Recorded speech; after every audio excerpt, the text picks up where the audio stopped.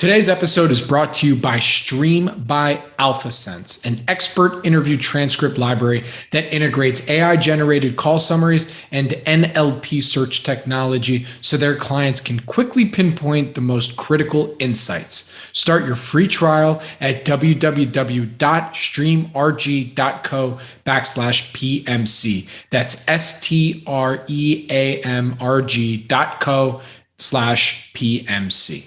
This podcast is for informational purposes only and is not an offer or solicitation of an offer to buy or sell securities. SNN Network, SNN Inc., and the Planet MicroCap Podcast and the representatives are not licensed brokers, broker-dealers, market makers, investment bankers, investment advisors, analysts, or underwriters. We do not recommend any companies discussed. We may buy and sell securities in any company mentioned and may profit in the event those securities rise in value. We recommend you consult with a professional investment advisor, broker, or legal counsel before purchasing or selling any securities referenced in this podcast. Welcome to the Planet MicroCap Podcast. I'm your host, Robert Kraft. Thank you all so much for the support and for tuning in. Do me a quick favor. If you like what you hear at Planet MicroCap, please take 2 seconds and give us 5 stars on Spotify or Apple. This helps with the search engines so that more folks can also discover and engage with all things microcap stocks. Next up, the Planet MicroCap Showcase Vegas, happening April 30 through May 2nd, 2024 at the Paris Hotel and Casino. Save the date. We are working our tail off behind the scenes to put together the best program we can. Some really, really cool conversations with incredible thought leaders. Website is now live, and if you'd like to register to participate, please visit planetmicrocapshowcase.com. See you in Vegas. My guest on the show today is Ryan Telford, private investor and better known as @rtelford_invest on Twitter/X. We've been following each other for a while, and after having the chance to meet Ryan during a lunch at Small Cap Discovery's event in Vancouver and learning a little bit more about his microcap quant strategy, I invited him on to share his strategy. The format for this interview is a little different. Ryan put together a great presentation called Quantitative MicroCap Investing with Guts, and I wanted him to run with it. Also, the video version of today's pod, which is up on the Planet MicroCap YouTube channel, has a visual of the presentation. It's very informative, and in my opinion, Ryan does a phenomenal job showcasing a strategy that, who knows, could work for you when you're developing your microcap investing philosophy. Thank you again for tuning in to the Planet MicroCap Podcast, and please enjoy my interview with Ryan Telford. Ryan, thank you for joining me today. How you doing, man? Doing good, Bobby. Thanks. You? Oh, look, man, it's been It's been a couple weeks since we got to meet finally in person at the Small Cap Discoveries Day up in Vancouver. Thanks to Paul and Trevor for all that and getting us together. And listen, man, I've been following you on Twitter for a bit. You did a great Q&A also with Maj Suedan on geo investing a while ago. So I thought, you know what? All right, it's time. We got to do it. Like, let's get the team together. Let's get the band back together. But but I do appreciate you joining us and coming on. And we're doing this a little different because when we were talking in Vancouver, not only were we talking about your strategy, as if you're watching this on YouTube, Quantitative MicroCap Investing with Guts and quotes. But you mentioned that you actually put together a whole presentation around it. So for anybody that's listening to the audio version, I also invite you to check out the version of this on YouTube. I'm going to do my best for if there's anything like visual to describe what you're seeing. But if you want to check out the actual presentation and everything like that, the video version will be up on YouTube. So with that, Ryan, let's dig right in. I guess you want to take it to your next slide here, or give us a little bit about your background. Nope. I think that's the first slide, if I'm not mistaken. Yeah, we'll get into that. Sounds good. Cool, man. All right, Bobby, thanks for kicking things off. So just disclaimer here. As Bobby mentioned, I am an individual investor. I'm not an advisor, so just do keep that in mind. There's no recommendations considered in this presentation. All things quant. So I'll just talk a little bit about me and my background, what quantitative investing is. I mean, I think it means different things to different people. So I'll get into that. We'll get into the basics of quant strategies, the different components, and what it takes to make a strategy. Of course, GUTS. GUTS is an acronym for my approach to microcaps and quantitative investing, which we'll break down. And then we'll top things off by actually building a quant strategy called Baby Guts, for microcaps, just from start to finish. All right, so a little bit about me. As Bobby said, I am a private investor. I'm also an engineer by education and profession. So I'm quantitative, I guess you could say, by nature, very numerate. So perhaps there's a connection there. When I'm not with family and doing family type activities, then definitely I'm quant investing and researching, writing. I guess you could say I'm very evidence-based. I like to know the how and the why about things, both in engineering, and that trickles down into investing too. There's definitely a lot of, I guess, stories and anecdotes in investing. Some with some good background, some good empirical evidence, some not so much. So I always like to know why and how. Absolutely. So Ryan, I wanted to just quickly jump in here. And by the way, just to kind of set it up, like Ryan's going to be kind of going through presentation style, but I'm going to jump in every once in a while to kind of Q&A it up, just to, I got to do something today, right? Can't just be the easiest thing of all time. But, so Ryan, you said, from your background, you quantitative invest, I'd love to understand what led you to wanting to be more on the quant side versus, listen, we were just at Paul's show, it was all about, Yep.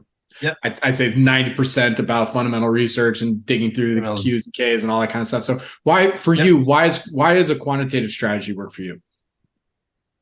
I think actually I've got quite a few slides to describe that, kind of that journey. Oh my goodness. If you can be patient for a couple minutes. I'm jumping the gun, dude. I'm so sorry. Ryan, go.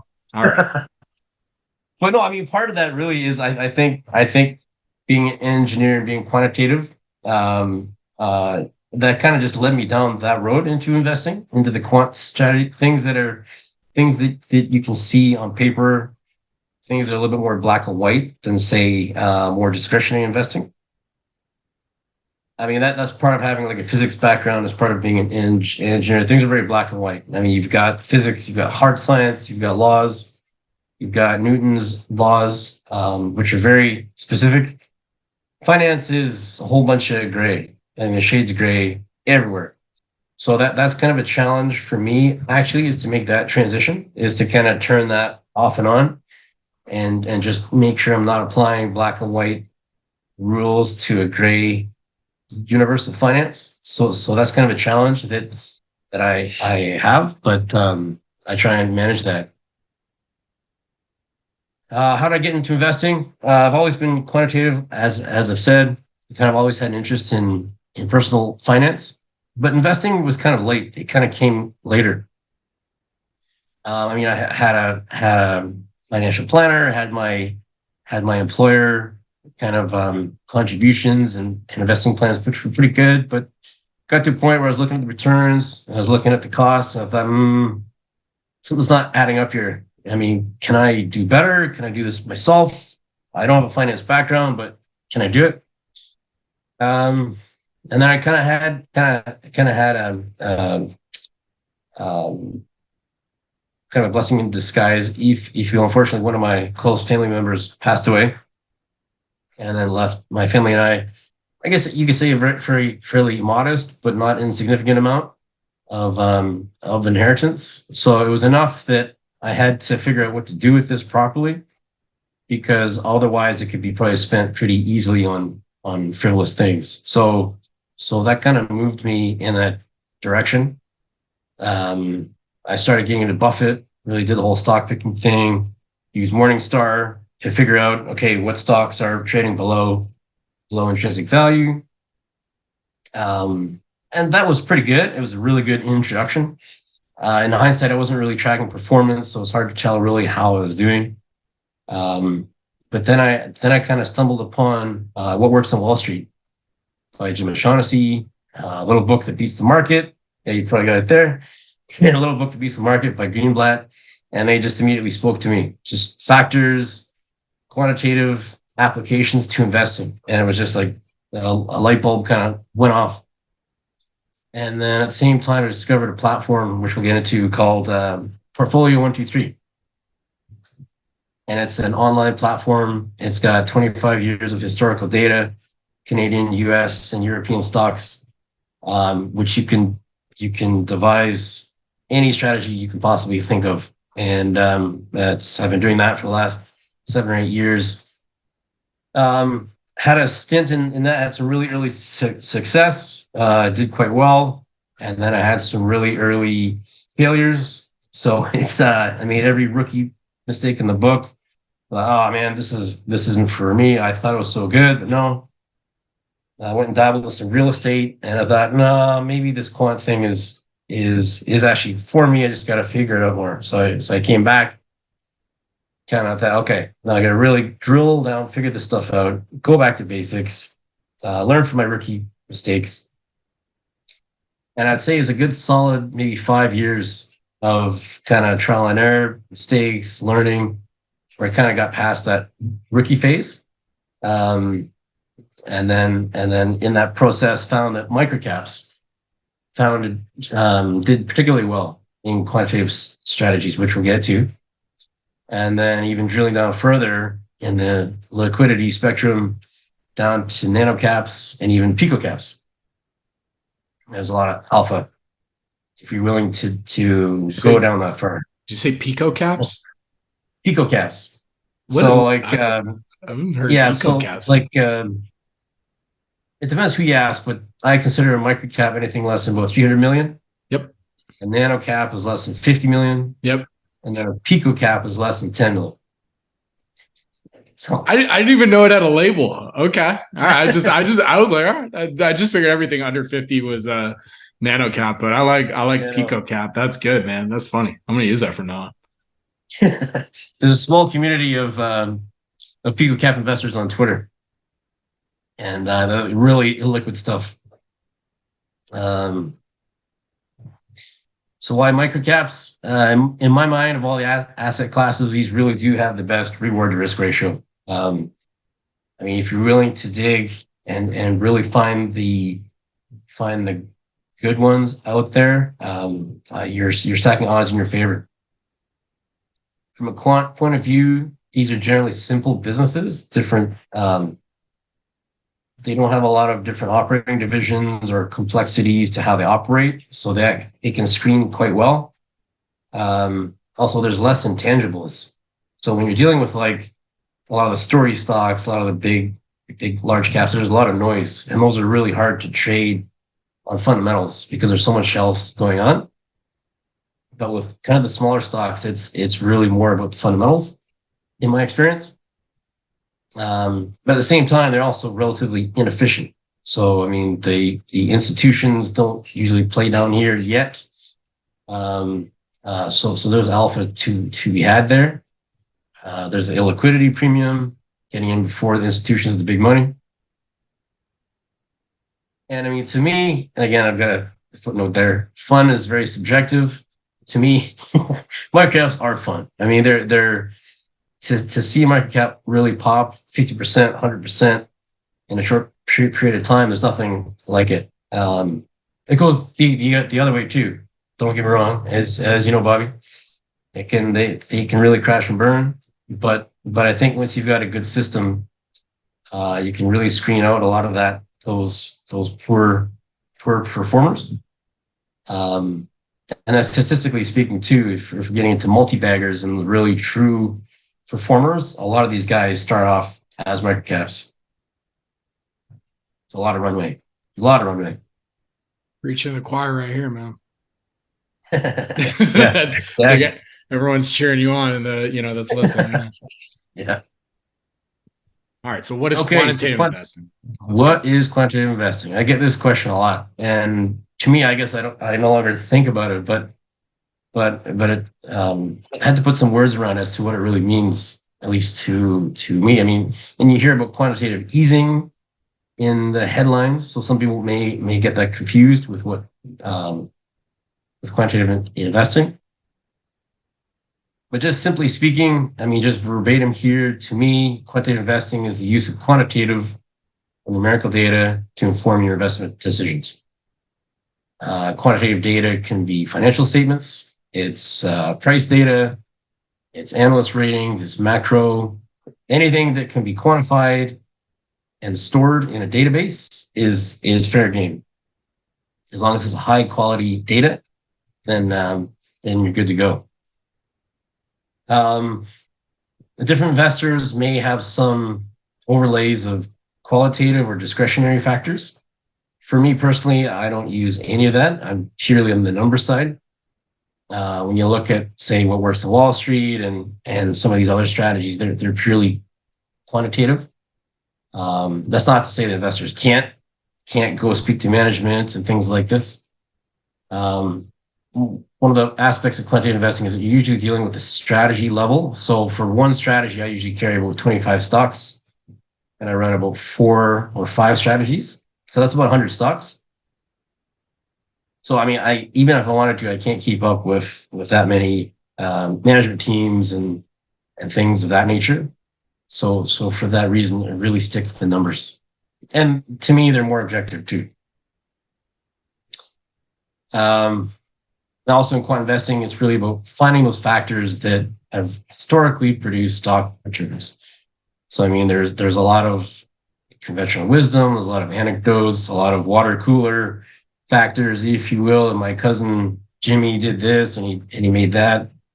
I mean, with quantitative investing, you've got your edge is data. So you can go back in time and really test all of those factors, see if they've worked, how well they've worked, when they've worked, maybe figure out how they work. And to me, that's kind of fun to me. I you could say, but it's also really powerful because you can really focus on those things that matter.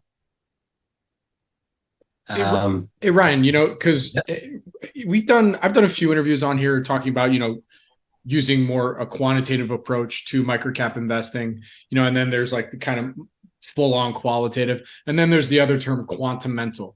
For you, how do you think about quantamental investing versus kind of a full 100% quantitative approach for microcaps? I certainly have nothing against quantamental. Like I said, I've kind of focused more on the quantitative side. And I guess we can jump a few slides, but in my main strategy, I run about 50 different quantitative factors. So I'm looking at the business and the stock in many different angles. Many of those factors are kind of proxies for how well management is doing, and maybe can provide some clues as to how their work is going to work out in the future. I mean, it's not always a sure bet, but I think generally the performance that from having so many factors is kind of is proof that the quantitative has a strong signal there.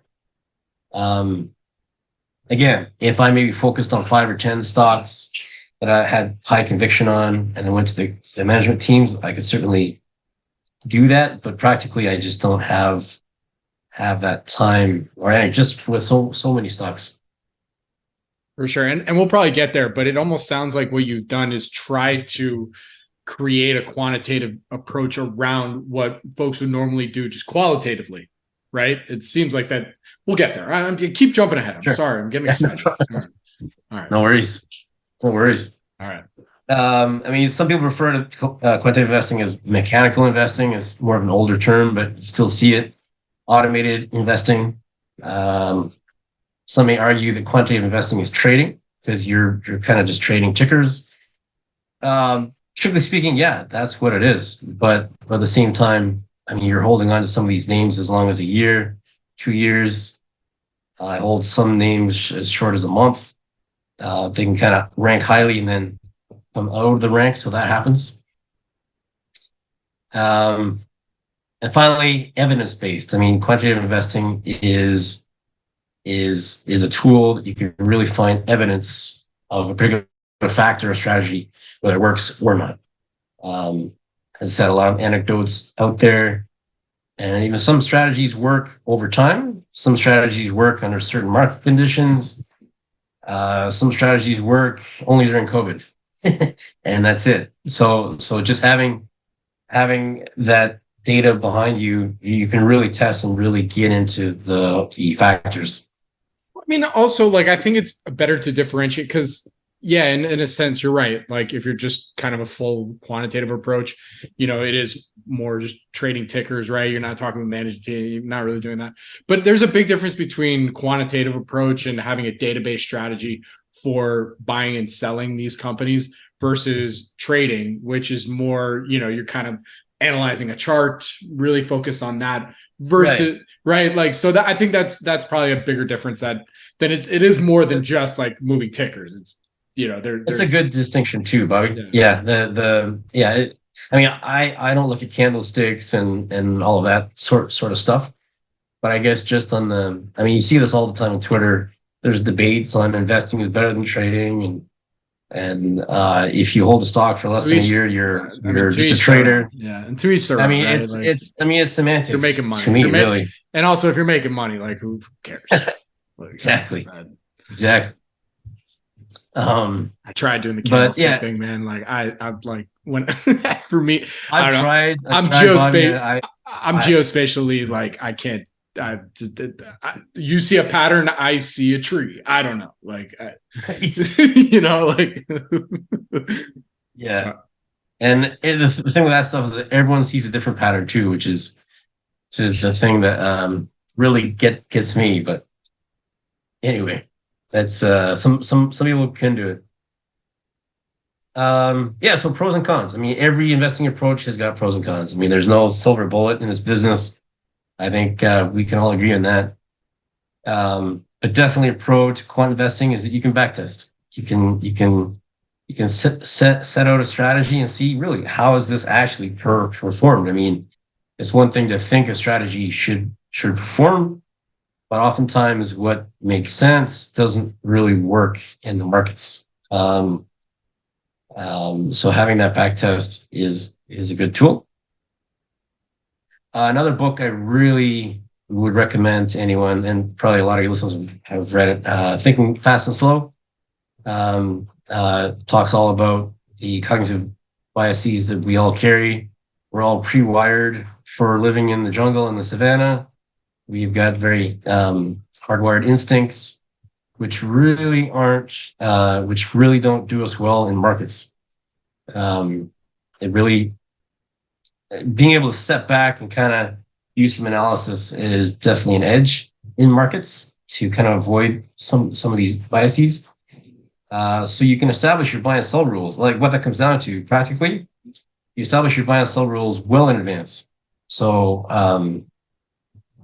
whenever your strategy is rebalanced weekly, monthly, annually, strategy says buy this, sell this, you just do it because you've done all that work to figure out what your rules should be. So there's no kind of second guessing. Oh, should I sell this? Is it going to go down? Is it going to go up? You just kind of sell and move on.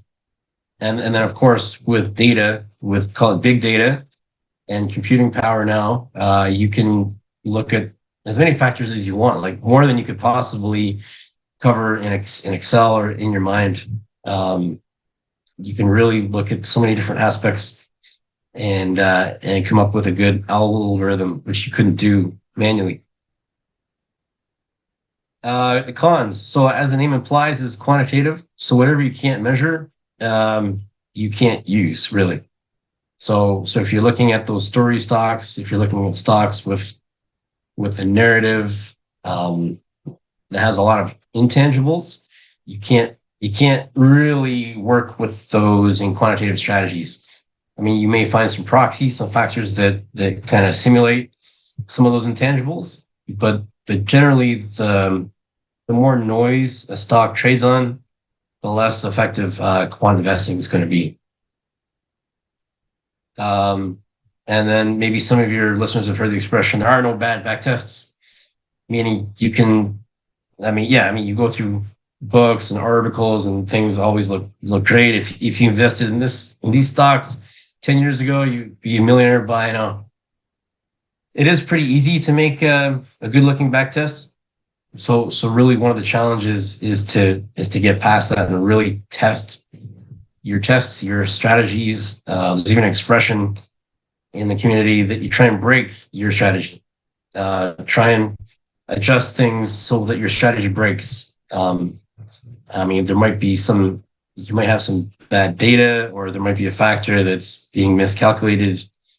But if you can find a strategy that you can't break, I mean, that's something to hold on to.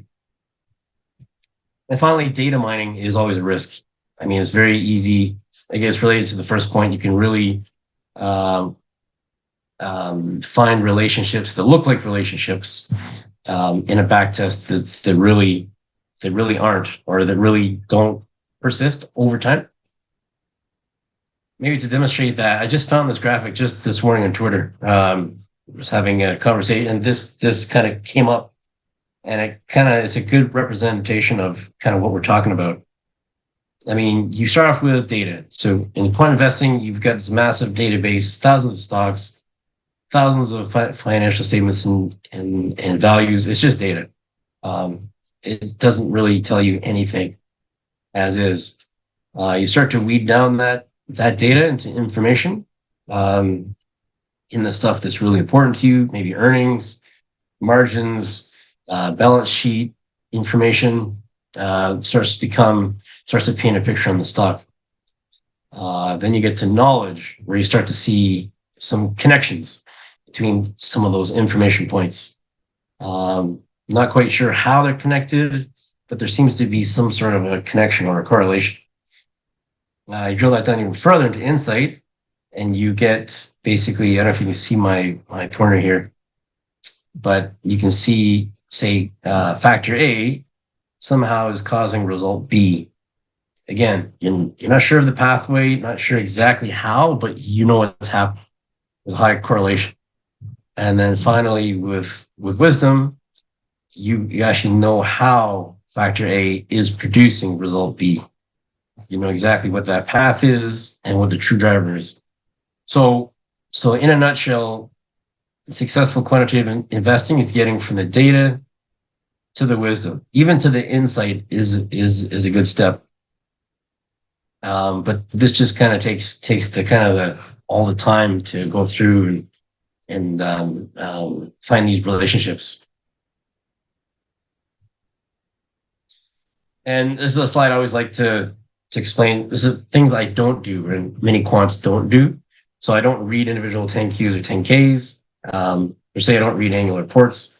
All the data is already in the database, so I can screen for that data as required. I don't interview management. Like I said, DCF for price targets is not something that usually enters my strategies. I usually prefer to rank stocks, relatively speaking, on say price to earnings or other value factors, not so much as a hard kind of price target. Holding forever it's a Buffettism, but not something that usually works out in quant strategies. At least for me, my rebalancing period is usually weekly, with an annual turnover of about 300%. So what that means is some stocks I'll hold for 3 months, some I'll hold for 2 years on average, but really not much past that. It's just part of the process. And like I said, it's not so much on the individual stocks, it's really on the strategy. No further comment. Continue. Okay.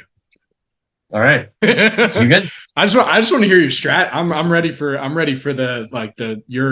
how you now apply all of this to your. All right. Okay. I'm done. Go. Get in there. We're a few slides away. So really for quantitative strategy, you really, again, to kind of get to that kind of knowledge, wisdom state, you need to consider how does the strategy make sense? Like what's really driving the returns? Like should the factors that you're using, should they produce kind of some sort of alpha? Like is there an economic or a financial reason why this is happening, or is it behavioral? Like are you able to exploit some of those biases that we were talking about a few minutes ago? And then really comes down to getting into your factors: value, growth, quality, momentum, technicals. I mean, the sky's the limit really with all of these. You can mix and match different value factors with growth, and come up with a mix that works for you. When we have a strategy, we have different major components. We've got our universe. So that's basically all the stocks that you're looking at. That's your major market. If it's US, if it's Canadian, if it's a particular market cap, you want to try and set some sort of minimum liquidity. I mean, if you're trying to avoid those pico caps or nano caps, then you can set like a minimum liquidity threshold. Some industries don't screen particularly well. Financials, REITs, utilities, I typically exclude. And it's kind of a tradition in a lot of quant strategies. They can provide some misleading results, particularly on the balance sheet. So I find it better just to exclude them. For those that don't know, why is that? Financials, for example, control a lot of debt on the balance sheet, which on an industrial, that amount of debt would show some serious flags. So it's kind of showing a very different signal for the same factor. So for that reason, like, I personally like to just exclude them because it can really throw off some of your results. I mean, do you basically, does it rule out, does your strategy basically rule out like biotech for the most part, like anything pre-rev pretty much? Oh, biotech. Yeah. If it's pre-revenue, yeah, definitely.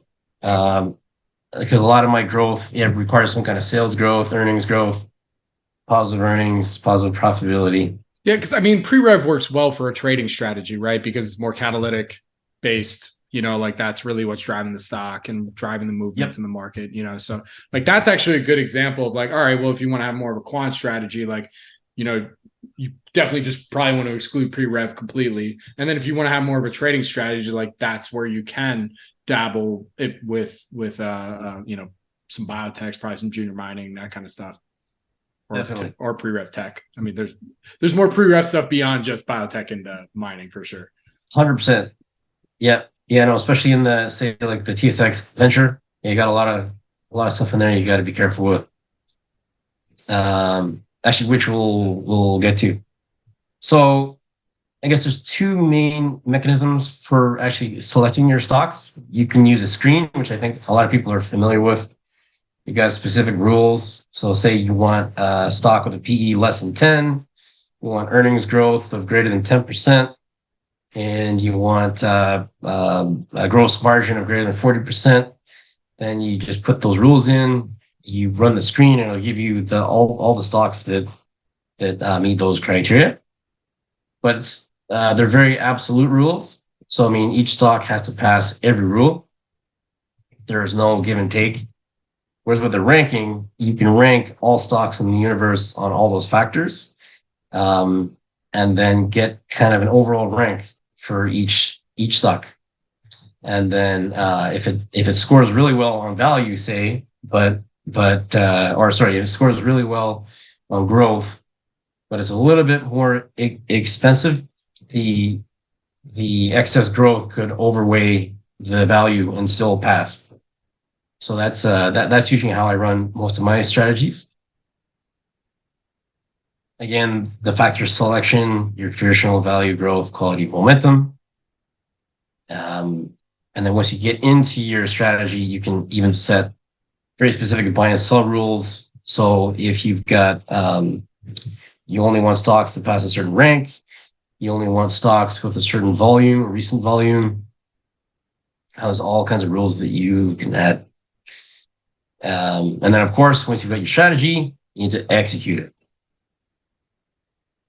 So Portfolio 123, this is the strategy, or this is the platform that I use. It's pretty fantastic. Quite frankly, it's got a lot of power, a lot of factors, 24 years of historical data. It's got a great community there too. A lot of guys there have been doing this for a while. They're really willing to share some tricks of the trade. And yeah, really fantastic place. I'll show a link to the platform at the end too. Factor ranking. So this is kind of a key output of quant investing. Jim did a lot of these in What Works on Wall Street, these decile charts. So what this is showing is basically showing a rank. This is for value. This is a value ranking system. So what it's showing that the top 10%, top decile here of cheap stocks, produced an average annual return of 16% since 1999.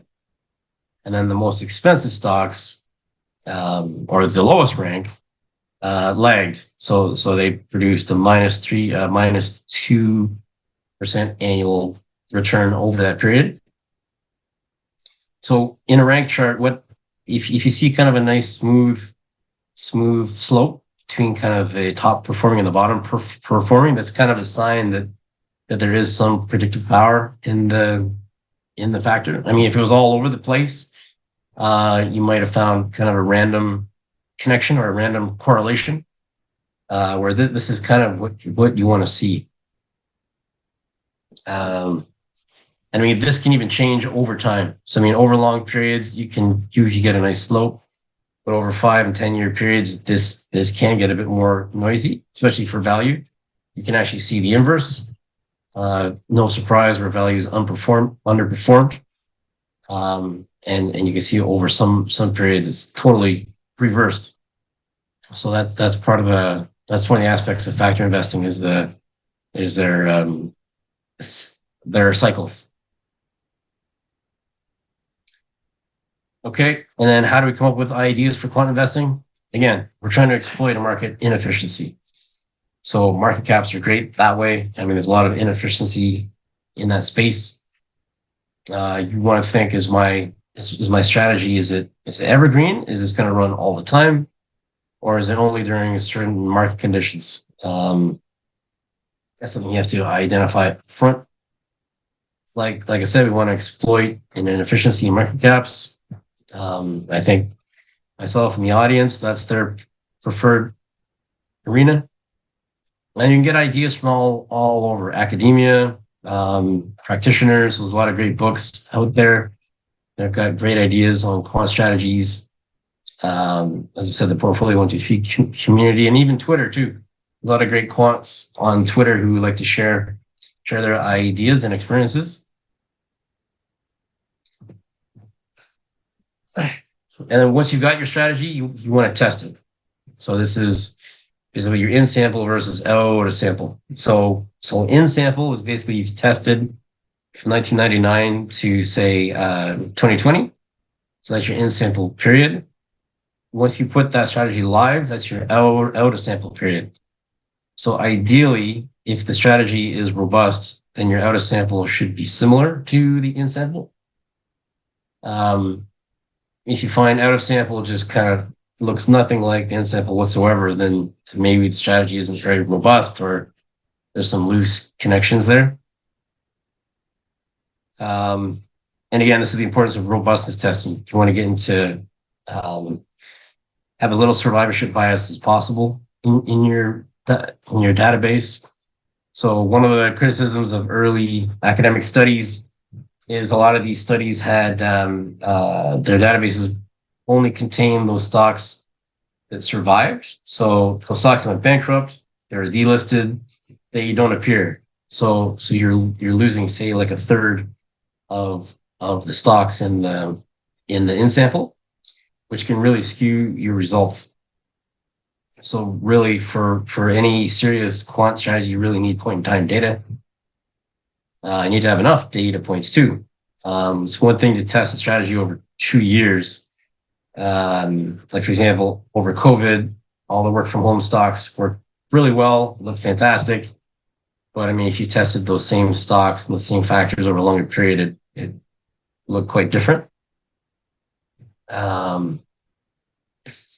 Frictional costs are something to be cognizant of. Your slippage, your commissions should all be accounted for to net out net those out of your performance. And also consistency. I mean, it's really, in quant strategies, it's pretty common. It's pretty ideal to have more than 50% of the stocks be winners. You are definitely going to get losers, but really you want more winners than losers. And as I said, yeah, just testing over different trades is key. Okay, guts. So this is kind of the meat and potatoes of my strategy. I guess only fairly recently I put a name to it, but as I was thinking about it, I was trying to boil it down and to be able to describe it, and it just happened to be guts. And it means two things, really. In terms of factors, with microcaps, the G, we're really looking for growth. We're looking for high growth, high future growth, and earnings and margins and income. Growth is really key. That said, it should be fairly stable growth as well. I mean, to see very, very like super cyclical growth is, I mean, you can definitely work with that, but sustainable growth is preferred. The U is the value part. So really want to get something that's relatively cheap compared to its peers or compared to the industry. That'll definitely help. Timing is always a controversial one. I mean, the old adage, you can't time the market, is everywhere. But I mean, timing, I mean, it's momentum. Momentum is timing. To a point, even value investing is timing, because you're waiting for the price to reach a certain point and then you make your move. So, I mean, I think to not look at markets with a timing lens, I think you're leaving some money on the table. So we'll get into a factor that I like to use for that, and sentiment. Sentiment's a big one. This could be anything from short interest. So how much short interest is on the stock? What are analysts saying about the stocks? Are the opinions of analysts changing? Is the short interest changing? That all kind of plays into it. So for the specific factors, that's the guts. And then on the behavioral side, so it's one thing to have a great strategy, you've developed it, it's on paper, it looks fantastic, but like anything, you have to put it into motion. You have to put it into play. So again, the G for me is gumption. You just got to do it. You're not going to have 100% confidence that it's going to work, but there's a point where you just have to kind of put the pencil down and just put it into play. Use uncertainty. Again, there's always going to be uncertainty. You just have to get to a point where you have enough confidence in the strategy or in your picks. You just kind of just pull the trigger. I mean, you're investing is a game of probabilities, really. So once you accept that becomes a lot easier. T for trust. This is mostly trusting your strategy. There are going to be times where the strategy is going to work really well. It's going to be on fire. It's going to destroy everything else in the market. And there's going to be times where it's just not doing anything. It's just lagging. It's underperforming. You think, what's going on here? But I mean, if you've tested that strategy, if you know those factors work, you have to be able to trust that strategy and trust that it'll come back. And oftentimes it does. Provided you've got robust factors, then you'll be good. You just need to have that trust. Because chances are, once you cancel that strategy, you sell out that next week, you know what's going to happen. And that was one of my rookie mistakes. And finally, S for stamina.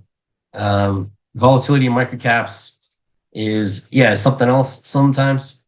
So just being able to handle that volatility, handle those emotional swings, fight against your kind of innate desires to sell, to panic, to just get out at the wrong time. Yeah, it's stamina, and I think it's something you develop over time as a muscle. You just kind of accept that volatility is part of the game, and you just kind of go on. But at first, it can be pretty daunting, for sure. Okay, baby guts. So I thought maybe a good way to kind of put all this into an example is just to create a strategy from scratch. So really, what our theme here is, we're going to find microcaps that are undervalued, but they're growing. So we're going to look at US only. We're going to look at relatively liquid, so 100,000 per day of volume, minimum price of $1. We're going to remove our financials, REITs, and utilities, like we said. And this is a relatively simple strategy, but we're going to look at 4 factors, each of the G, U, T, and S. So growth, EPS, just compare growth from this quarter to the previous quarter, previous year quarter, rather. Higher the better. Undervalued, we're going to look at low PE stocks, or rather high earnings yield. The timing will be momentum, relative strength. So we want to see that the stock is starting to pick up some pace in its price action. And then for sentiment, we want to look for stocks with low short interest.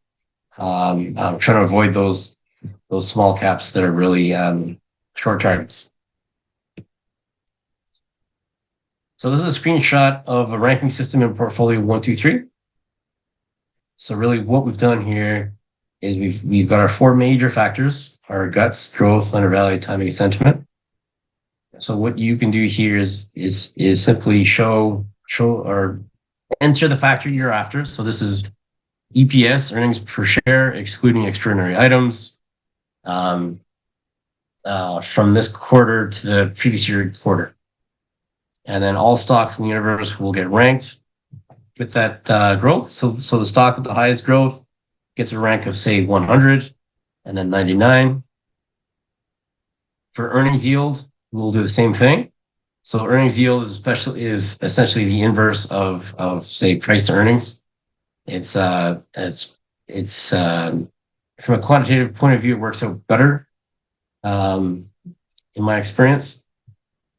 We're also using enterprise value rather than just market cap or price. Higher the better. Relative strength. So this is basically a collection of 4 sub factors. It just shows momentum over 4 periods. So 3-month momentum, 6-month momentum, 9 and 12-month momentum. And then that kind of gets rolled up into confidence score. Stocks with the highest momentum get the higher rank. Short interest ratio. We're looking at those stocks with the short interest that's very low. Again, the lowest get a rank of 100, 99, etc. And of course, we want to exploit the market cap for the size factor. So the lower the market cap, the better. Even though we are focused on market caps, even within that, we want to get the smaller guys. So we run our ranking. If you remember a few slides ago, we wanted to see kind of a nice decline from the highest ranked stocks down to the lowest. And actually, we're pretty close here. I mean, the highest ranking decile actually lagged the second by a little bit. So there might be some optimization there, but generally that looks pretty good over a long time period. So here, I think we can say that there is some predictive power in the strategy, in the ranking system that we had. And this is our universe. So we've basically started off with all US stocks, all listed stocks. We want to remove the REITs, remove the utility. These are basically industry codes. So each industry has a specific code, and you can exclude it. So we removed REITs, utilities, and financials. We've created a rule that's got minimum liquidity. So over a 20-day period, we want an average of $100,000 per day. Same time, we've also created a maximum. So those stocks that are really liquid, we actually want to put a cap on. We don't want any OTCs, but we do allow ADRs, minimum price of $1. We've got a minimum float in there, and we've taken out any master limited partnerships. So that'll give us our universe. Okay, so here we go. So this is a simulation. This is a 20-year, or rather, simulation back to 1999.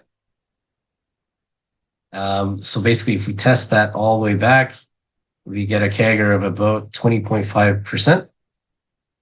There's some slippage. There's some slippage rules in there to account for the microcaps. Of course, there's commissions.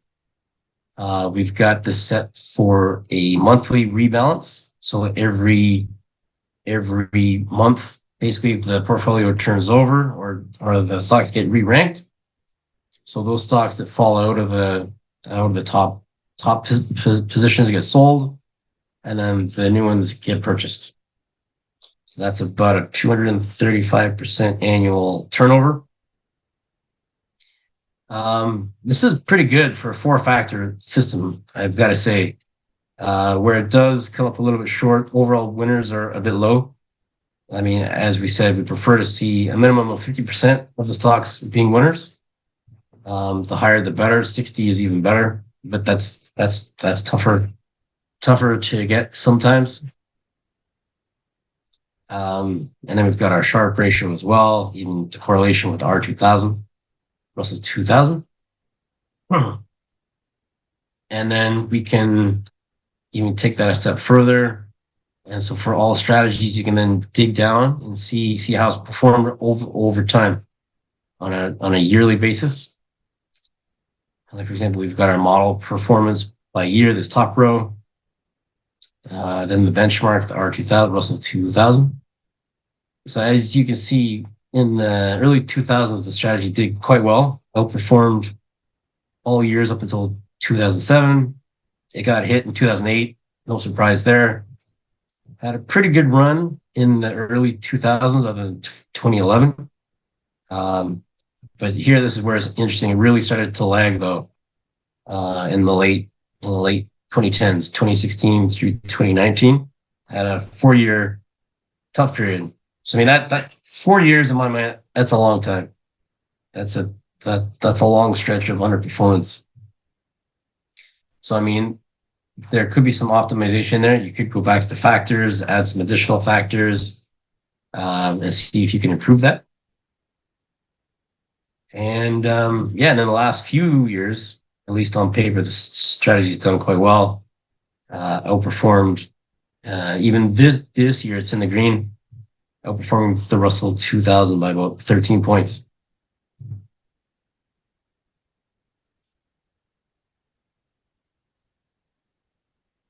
Yeah, so that's kind of how we would develop a strategy. I mean, it's pretty simple, but actually just with a few factors, it's able to come up pretty decently. Absolutely. And again, thank you for all this. Again, I invite everybody who's listening to this in the audio version to also check out these slides on the YouTube version. So a couple follow-ups, and it comes down to discipline, right? Because again, as long as you're fully following your quantitative factors, it's really also comes down to buy and sell discipline. And so, what are some of the things when you set up your strategy, you set up your time frame for what it is you think will work.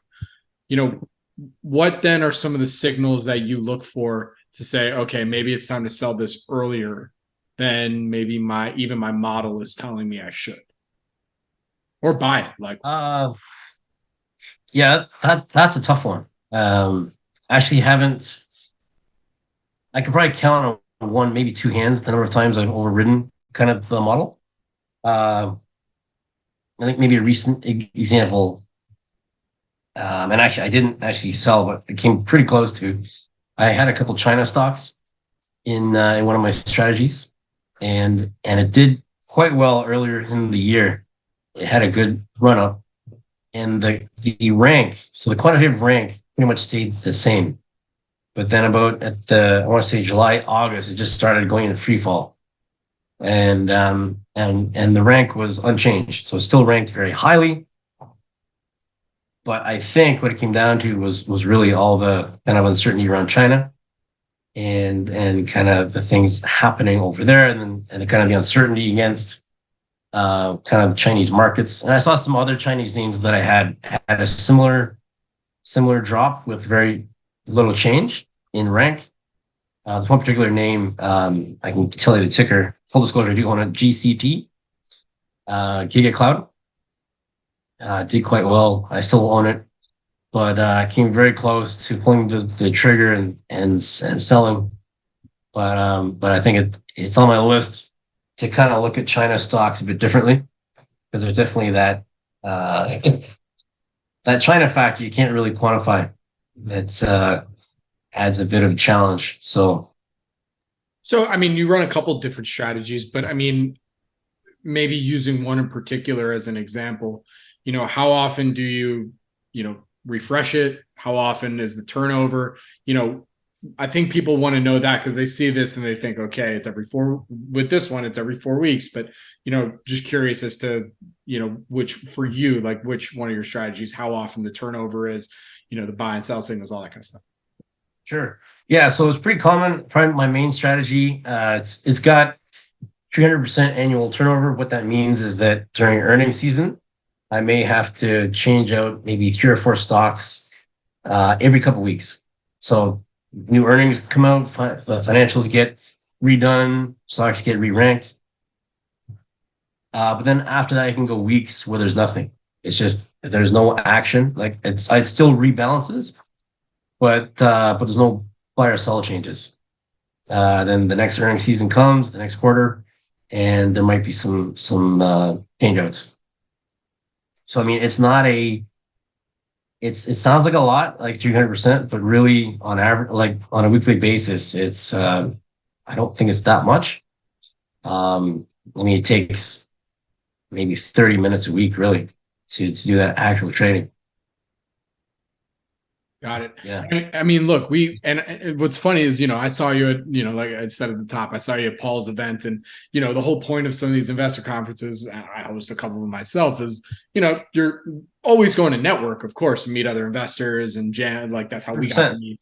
But it's also to go and see management present, maybe meet with them one-on-one, so when you're taking your strategy, you're going to an event like that, other than the obvious of like networking with dingleberries like me, right. Like, what do you look for? Do you want to go and see some of these companies just to maybe not necessarily a one-on-one because it doesn't fit your strategy, but just to kind of see how they present and, see if there is something that you might have missed from the narrative on the narrative side?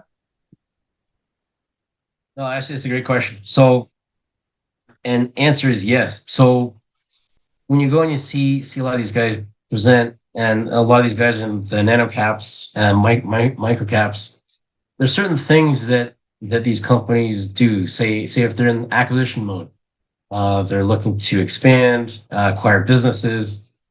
I mean, that's important for a microcap, but there's a right way to acquire and there's a wrong way to acquire. So just trying to listen to what these guys are saying and then trying to find a way to make a quantitative rule to kind of capture that. I mean, there are different stats that you can extract from financial statements on their acquisitions, and then maybe see how their share count has. I mean, their share count will increase as they acquire. Are they diluting to make that acquisition? Is the acquisition making value for the company? So it's something. Yeah, trying to take all those things and boil it down to some quantitative factors is kind of what I'm after. Because kind of a lot of the, we'll call it out of the box factors, won't tell you that. You kind of have to start going in and making your own factors.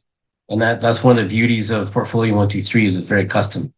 You can pretty much write any or create any factor you like, as long as it's got the core data there. So yeah, that's kind of one of the main reasons. So just anecdotally, and you kind of gave a good example with, your model told you to look at China stocks, and that actually goes narratively pretty in line. Actually, I did a few interviews with some folks talking about what's going on in China and Asia, and kind of it's just been hated. There might be a little bit of a turnaround. And so like it kind of narratively made sense from like end of 2022, that early 2023 kind of talking about it. People are talking about it more.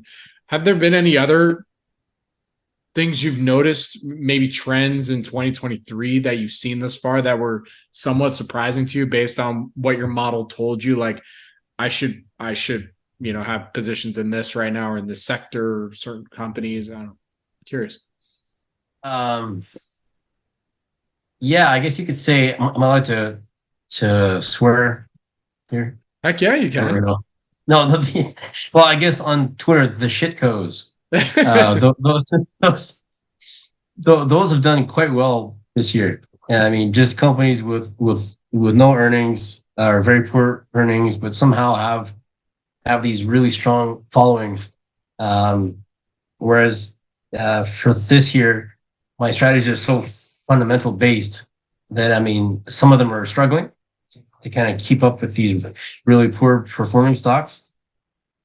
I think the last few months we're starting to see like a turnaround, like a return back to fundamentals. But particularly the first part of the year was quite a surprise, just to see how some of these really junky stocks were doing. I actually did a thread. I don't know if you know the QMJ system, quality minus junk. It's an AQR strategy, Cliff Asness, where it basically ranks stocks and quality all the way down to junk. And over time, quality trumps junk. But if you run that same strategy pretty much with the first 6 months of 2023, it's the inverse. I mean, junk is just absolutely crushing quality. And it happens. I mean, factors are very cyclical. That's kind of the one thing that you start to see when you run these things and you analyze them over time. I like value. I mean, value over time, yes, it outperforms, but I can go through really long periods of just getting crushed. And that's all part of it, is just trying to find a good balance between those factors that maybe aren't as correlated. So as one is underperforming, another is outperforming, and maybe you kind of get a net positive result. That's kind of one of the objectives in good strategy design, I'd say. Very cool. All right, well, Ryan, I think we went through so much today, and I really do appreciate it because it's been a while since we've kind of done like, a real deep dive into quantitative strategy and kind of a one-on-one type, also kind of digging in a little bit on and an example using some factors. So I do really appreciate that. I mean, so, close us out with some final thoughts on, anything having to do with your own personal quantitative strategies, quants in general, microcaps, final thoughts maybe for the rest of 2023 going into 2024. Sure. I guess, 2023, it's been, again, a challenge for some strategies, but a boon for others. So, I mean, I'm confident, or I'm rather optimistic, that fundamentals will trump. One thing I've started delving into a little bit deeper, and that was, again, good timing with the Vancouver conference with Paul and Trevor, is some of the smaller names, is getting into the TSX venture stocks. Actually, I can show you a strategy here. Again, this is a simulation, but this is a back test back to, sorry, I can't see with I think it's a 10-year period, and just really illiquid stocks, but really strong fundamentals. I call this the chill liquid strategy. I've actually got a version of this live right now, and but yeah, starting to see some promise out of sample in the strategy. I mean, it's on paper, it's produced a CAGR, I know it's of 70%. Now, these are pretty illiquid. Some of them can be really difficult to trade, if not impossible, especially as you get to a larger capital base. But generally, though, I mean, it's showing some of the good signs. It's got very positive winners. The drawdown is acceptable, and I think there's some potential there. And like I said, in these smaller stocks, even the pico caps, if you will, are showing us some promise. So kind of optimistic about that area of the market. Very cool. All right. Well, Ryan, with that, where can our audience go and follow you, get in contact with you?